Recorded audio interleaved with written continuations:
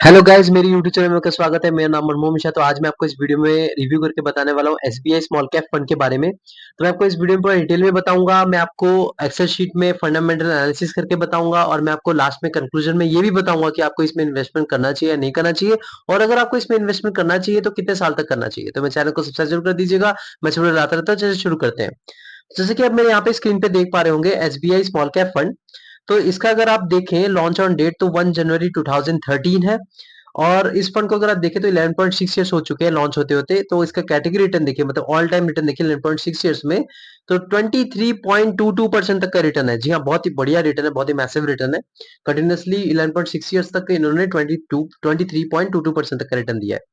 अब इस फंड का रिटर्न देखें तो 11.6 ईयर्स में तो 26.78% तक का रिटर्न है। मतलब इसने कैटेगरी को 4 से 5% से बीट कर रखा है। 4% आप कंसिडर कर सकते हैं अप्रॉक्स। तो 4% से बीट करना लगभग तो बहुत ही ज्यादा है। तो मैं यहाँ पे एक पॉजिटिव फीडबैक दूंगा। और बहुत ही मैसिव, अगर आप बता रहे हैं 1% भी होता है ना, वो बहुत ज्यादा हो जाता है। तो यहाँ पे 4% तक के करीब करीब आपको बीटिंग रिटर्न मिल रखा है। अगर मान लीजिए कैटेगरी रिटर्न की बात करें 5 साल में तो 32.27% का रिटर्न, लेकिन इस फंड का रिटर्न देखिए 5 साल में तो 29.7% का रिटर्न, मतलब 5 साल में इसने अपने कैटेगरी को बीट नहीं कर पाया है। लेकिन ऑल टाइम में देखा जाए तो बहुत ही बड़े मार्जिन से इसने अपने कैटेगरी को बीट कर रखा है। तो पॉजिटिव फीडबैक रहेगा, क्योंकि देखिए अगर आप यहाँ पे इन्वेस्टमेंट करते हैं तो आप लॉन्ग टर्म के लिए सोच के आते हैं कि आप 4 साल 5 साल नहीं सोच के आए हैं। बहुत लॉन्ग टर्म में बहुत अच्छा खासा वेल्थ जनरेट करने की सोच के आए हैं। तो यहाँ पे लॉन्ग टर्म में अगर देखा जाए ऑल टाइम रिटर्न डेफिनेटली इसने अच्छा खासा किया है। तो मैं यहाँ पे पॉजिटिव फीडबैक दूंगा ओवरऑल रिटर्न के मामले में। अब यहाँ पे मान लीजिए आपने इन्वेस्टमेंट किया होता 1000 रुपीज कंटिन्यूअसली हर महीने 10 साल, तो आपका जो अमाउंट डिपॉजिट होता है वो 1,20,000 रुपीज, और 1,20,000 रुपीज आपको कन्वर्ट होकर बन गया होता 5.55 लाख रुपीज। जी हाँ, यहाँ पे पैसा जो है वो आपका 4 गुना हो गया है। तो मतलब 4 गुना से भी ज्यादा आप मान सकते हैं। तो 4 गुना से ज्यादा मतलब 10 साल में, तो बहुत ही मैसिव रिटर्न है।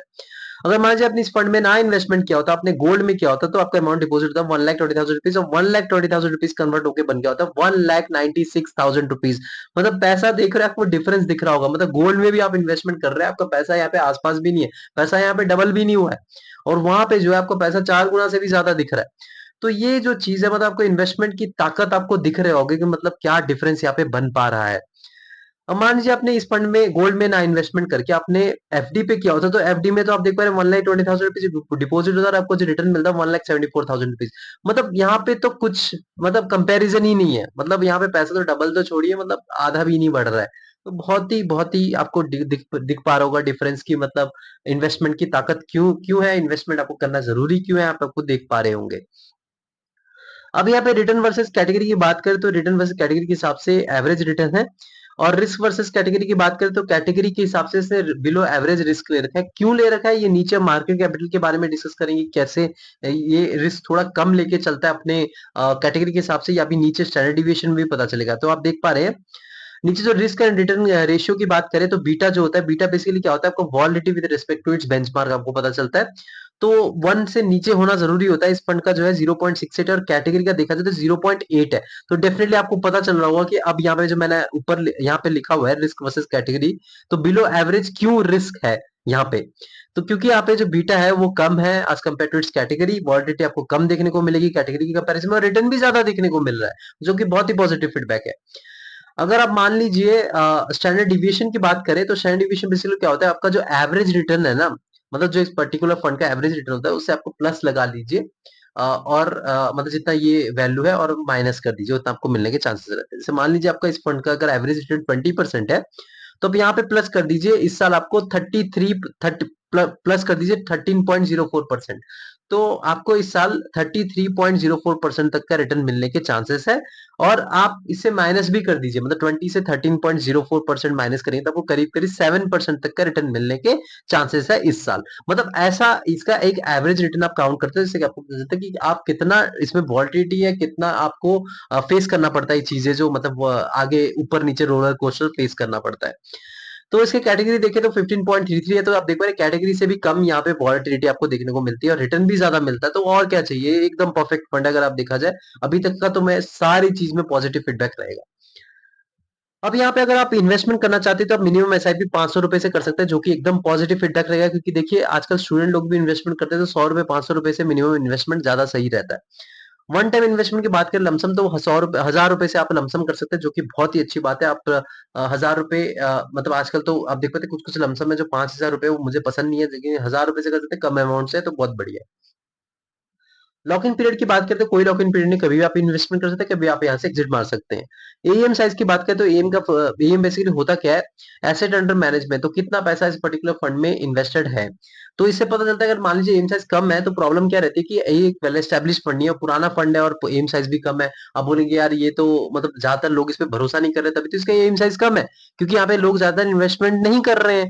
और अगर एम साइज ज्यादा है तो वहाँ पे क्या होता है, प्रॉब्लम आती है, फंड मैनेजर को मैनेजमेंट में दिक्कत आती है। लेकिन सारे फंड मैनेजर को नहीं आती, कुछ कुछ फंड मैनेजर को आती है, तो वो क्या करते हैं बीच में एसआईपी बंद करवा देते हैं, बोलते हैं कि यार वन टाइम इन्वेस्टमेंट जो आपका लमसम है वो बंद करवा देते हैं। तो ये जो इशू फेस करनी पड़ती है, तो यहाँ पे जो है आपका एम साइज देखा जाए तो 32,761 करोड़ रुपीज, जो कि परफेक्ट एम साइज है। 10 साल से ज्यादा पुराना फंड है और 15 साल के बीच में है, तो आपका 10,000 करोड़ रुपीज से लेकर 30,000 करोड़ रुपीज के बीच में होना चाहिए। तो यहाँ पे एम साइज थोड़ा सा ज्यादा है, लेकिन चलता है, कोई प्रॉब्लम नहीं है, यहाँ पे मैनेजमेंट हो जाएगा।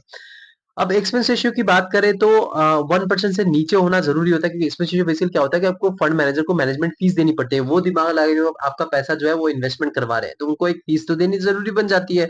तो ये जो है आपको फीस देना पड़ता है, 0.65% परफेक्ट है। 1% से नीचे होना चाहिए। मैं आपको बता रहा हूँ 1% भी लॉन्ग टर्म में बहुत बड़ा डिफरेंस बन जाता है, और 0.65% बड़ा बन जाता है।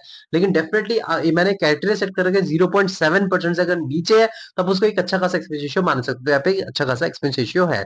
सो अभी तक एक भी नेगेटिव फीडबैक नहीं गया है। अब टैक्स इन्फॉर्मेशन की बात करें तो देखा जाए तो 1 साल पहले अगर आप सेल करेंगे, प्रॉफिट बुकिंग करेंगे, एग्जिट मारेंगे, तो आपको 20% तक का टैक्स देना पड़ेगा।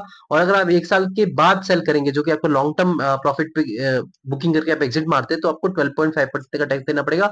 और बशर्ते आपको ये याद रखें 1,25,000 रुपीज तक का प्रॉफिट आपको छूट है, अगर 1 साल से ज्यादा हो गया, 1 साल मतलब 1 साल के एंड में। और अगर इससे ज्यादा आपको प्रॉफिट हो रहा है तो वहां पे आपको 12.5% का टैक्स देना पड़ेगा। अगर अगर आप इंडियन इनकम टैक्स स्लैब में आते हैं तो तभी आप टैक्स देंगे। और अगर आप मान लीजिए 1 साल पहले आप एग्जिट मार लेते, आपको 1% तक का एग्जिट लोड देना पड़ेगा। 1 साल के बाद आपने एग्जिट मारा तो आपको कोई प्रॉब्लम नहीं है, उसमें कोई एग्जिट लोड देने की जरूरत नहीं है। यहाँ पे मार्केट कैपिटल की बात करते हैं, तो मार्केट कैपिटल की बात करें तो यहाँ पे मिड कैप में 4.71% तक का एलोकेशन है, स्मॉल कैप में देखा जाए तो 88.01%, जो कि बहुत ही ज्यादा है। और ये बेसिकली स्मॉल कैप कैटेगरी का फंड है, तो देखा जाए तो बहुत ज्यादा इन्होंने रिस्क ले रखा है। तो डेफिनेटली स्मॉल कैप फंड में जब आप इन्वेस्टमेंट करते हैं तो यहाँ पे आप ज्यादा रिस्क लेके ही आते हैं, ज्यादा रिस्क लेते हैं तभी आपको ज्यादा रिटर्न मिलने के चांसेस मिलते हैं, और यहाँ पे नेगेटिव जाने के भी चांसेस उतने ही रहते हैं। तो ये आप थोड़ा ध्यान रखिएगा। और यहाँ पे लार्ज कैप में कोई भी इन्वेस्टमेंट नहीं है, और अदर्स मतलब डेप्ट हो गया, कैश के फॉर्म में हो गया, 7.3% का इन्वेस्टमेंट। तो डेफिनेटली एक रिस्की फंड है, लेकिन with respect to its category ये थोड़ा कम रिस्क लेके चलता है, क्योंकि देखिए स्मॉल कैप में इस पे 88.01% है। तो थोड़ा बहुत अच्छा खासा स्मॉल कैप फंड में इन्वेस्टमेंट करता है, यानी कि पेनी स्टॉक में कर रहा हो तो थोड़ा बहुत छोटे छोटे कंपनी जो कि थोड़ा अच्छा खासा परफॉर्मेंस दे रही है, उसी पे ही ज्यादातर इनका फोकस रहता है और इन्वेस्टमेंट रहता है। तो इस मामले में मार्केट कैपिटल के बारे में मैं थोड़ा सा नेगेटिव फीडबैक दूंगा। यहाँ पे जो मिड कैप है या लार्ज कैप में थोड़ा सा अच्छा खासा एलोकेशन हो सकता था, लेकिन उन्होंने कुछ किया ही नहीं है, ज्यादातर स्मॉल कैप में ही पूरा रख दिया। तो यहाँ पे पूरा रिस्क पोर्टफोलियो है, पूरा रिस्की पोर्टफोलियो रहेगा आपका। सेक्टर एलोकेशन की बात करें तो यहाँ पे इंडस्ट्रियल सेक्टर में 39.04% तक एलोकेशन है, कंज्यूमर साइक्लिकल में 21.86% तक एलोकेशन है, उसके बाद फाइनेंशियल सर्विसेज में 15.36% तक एलोकेशन है, उसके बाद बेसिक मेटल्स में 12.20% तक एलोकेशन है, उसके बाद कंज्यूमर डिफेंसिव में 5.34% तक एलोकेशन है, उसके बाद हेल्थ केयर में 2.25% तक एलोकेशन है, उसके बाद रियल एस्टेट में 1.84% एलोकेशन है, उसके बाद कंज्यूमर कम्युनिकेशन सर्विसेज में 1.4% एलोकेशन है। तो देखा जाए जो ऊपर के जो 4 सेक्टर है ना, industrial sector, consumer cyclical, financial services और बेसिक मेटल, अगर ये 4 सेक्टर अच्छा खासा परफॉर्मेंस देते हैं, आपको ये पर्टिकुलर फंड अच्छा खासा रिटर्न आपको आपको देगा। लेकिन हाँ, ये थोड़ा सा इंडस्ट्रियल सेक्टर में कम होके थोड़ा अच्छा और डाइवर्सिफाई हो सकता था, तो यहाँ पे थोड़ा सा नेगेटिव फीडबैक रहेगा, लेकिन इतना ज्यादा नहीं। इन्होंने डाइवर्सिफिकेशन ठीक ठाक सा किया है, ऐसा नहीं कि पूरा कॉन्सेंट्रेशन का ज्यादा है कुछ एक पर्टिकुलर सेक्टर में, ऐसा नहीं है। इंडस्ट्रियल सेक्टर में थोड़ा बहुत ज्यादा है, लेकिन फिर भी चलता है, इन्होंने और आगे नीचे डाइवर्सिफाई ठीक ठाक कर रखा है। अब फंड मैनेजर की बात करें तो यहाँ पे एक फंड मैनेजर है, उनका नाम है आर श्रीनिवासन। इनको जो एक्सपीरियंस है 10.7 ईयर्स का। दूसरे जो है आपका प्रदीप केशवन, इनका एक्सपीरियंस है 0.59 ईयर्स का, और दूसरा मोहन लाल 0.25 ईयर्स का। तो आप देख पा रहे कि जो आर श्रीनिवासन है, इनको बहुत ज़्यादा एक्सपीरियंस है और मैं आपको हर वीडियो में बता रहा हूँ कि एक फंड मैनेजर जो होता है ना, आपका ज़्यादा एक्सपीरियंस होना चाहिए 4 ईयर्स से। तो क्या होता है फंड मैनेजमेंट में थोड़ी दिक्कत नहीं आती, उनको पता होता है, एक्सपीरियंस रहता है, चीज़ें पता होती है किस पर्टिकुलर स्टॉक पे फंडामेंटल एनालिसिस कैसे करा जाता है और कैसे पर्टिकुलर स्टॉक में इन्वेस्टमेंट किया जाता है। और स्मॉल कैप फंड में इन्वेस्टमेंट करें तो फंड मैनेजर के बारे में रिसर्च करना मत भूलिएगा। क्योंकि देखिए यहाँ पे फंड मैनेजर अपना दिमाग लगा रहे हैं, अपना फंडामेंटल एनालिसिस कर रहे हैं। कोई निफ्टी इंडेक्स फंड है उसमें तो दिमाग नहीं लगा रहे, लार्ज कैप फंड है उसमें दिमाग नहीं लगा रहे, क्योंकि ऊपर के जो टॉप की कंपनीज है उसमें पैसा लग जा रहा है आपका डाइवर्सिफाई होकर, तो उसमें दिमाग नहीं लगा रहे, उसमें देखने की जरूरत नहीं है। लेकिन स्मॉल कैप में आप डेफिनेटली देखिएगा। तो यहाँ पे पॉजिटिव फीडबैक रहेगा। एक एक जो फंड मैनेजर है वो ज्यादा एक्सपीरियंस और इनका अच्छा खासा एक्सपीरियंस, अच्छा खासा रिटर्न भी इन्होंने दिलवाया पास्ट में, मैंने इनके बारे में भी रिसर्च कर रखा है, तो ठीक ठाक है फंड मैनेजर का देखा जाए। रेटिंग की बात करें तो 4 आउट ऑफ 5 रहेगा, तो डेफिनेटली 4 आउट ऑफ 5 रहेगा। इतनी सारी पॉजिटिव ही फीडबैक है, सिर्फ नेगेटिव एक मैंने आपको बताया था कि मार्केट कैपिटल जो है सारा का सारा स्मॉल कैप में ही कर रखा है, मतलब आप मान नहीं सकते। देखिए लार्ज कैप में तो 0% है, तो यहाँ पे एक थोड़ा सा नेगेटिव फीडबैक रहेगा, बहुत ज्यादा रिस्की है। और सेक्टर एलोकेशन में थोड़ा-सा और डाइवर्सिफाई हो सकता था, लेकिन फिर भी चलता है। थोड़ा-सा डाइवर्सिफाई करते तो ज़्यादा अच्छा खासा रहता। और बाकी तो ओवरऑल रिटर्न के मामले में देखा जाए, अगर रिस्क के मामले में देखा जाए, सब बढ़िया है with respect to its category और बेंचमार्क। डेफिनिटली मैं रिकमेंड करूंगा इस पर्टिकुलर फंड को अगर आप स्मॉल कैप फंड में इन्वेस्टमेंट करना चाहते हैं। लेकिन आपके पास टाइम फ्रेम 7 से 10 साल होना चाहिए, और मैं आपको बताऊं बहुत ज्यादा आप रिस्क टेकर है, ज्यादा से ज्यादा रिस्क टेकर है, तब जाके इस पर्टिकुलर फंड में इन्वेस्टमेंट करिएगा, वरना नहीं करेगा। और अगर आप ज्यादा रिस्क टेकर है तो इसका मतलब ये नहीं कि आप इसमें 100% अपना पैसा इसमें लगा दीजिए। अपना पोर्टफोलियो का 30% तक का स्मॉल कैप फंड में इन्वेस्टमेंट करिएगा अगर आप ज्यादा रिस्क टेकर है। अगर आप मॉडरेट रिस्क टेकर है, मतलब मीडियम रिस्क टेकर है, तो आप 20% अपना पोर्टफोलियो का स्मॉल कैप फंड में इन्वेस्टमेंट करिएगा। और अगर आप कम रिस्क टेकर है तो 10% या 5% तक आप इन्वेस्टमेंट करिएगा, लेकिन करिएगा जरूर, क्योंकि ये जो है आपको एक अच्छा खासा रिटर्न दिलवा सकता है लॉन्ग टर्म में। और अगर आप कम रिस्क टेकर है तो डेफिनेटली इसमें करिएगा, मतलब कम रिस्क टेकर है तो इसमें आप 5 से 10% तक का करिएगा। ज्यादा रिस्क है 30%। लेकिन हाँ, अगर आप बिल्कुल भी रिस्क नहीं लेना चाहते तो आप इस पर्टिकुलर फंड में बिल्कुल ही मत देखिए, क्योंकि बहुत बहुत बहुत ज्यादा रिस्की फंड है। तो आप खुद रिसर्च करके इन्वेस्टमेंट करिएगा। और दूसरे भी स्मॉल कैप फंड है, जैसे आपका एक्सिस स्मॉल कैप फंड हो गया, आपका क्वांट स्मॉल कैप फंड हो गया, आपका bank of India small cap fund हो गया, बंधन स्मॉल कैप फंड हो गया, कैनरा रुपए स्मॉल कैप फंड हो गया। तो ऐसे रिसर्च करके वो भी अच्छा खासा रिटर्न आपको दिलवा रहे हैं, तो उसमें भी आप रिसर्च करके इन्वेस्टमेंट कर सकते हैं। और ये ध्यान रखिए, खुद फंडामेंटल एनालिसिस करिए। मैंने रिव्यू दे दिया, मुझे अच्छा लगा, लेकिन सारा पैसा इस पर्टिकुलर फंड में मत लगाइए। तो मैं चैनल को सब्सक्राइब जरूर कर दीजिएगा, मैं लाता रहता हूँ। Thank you.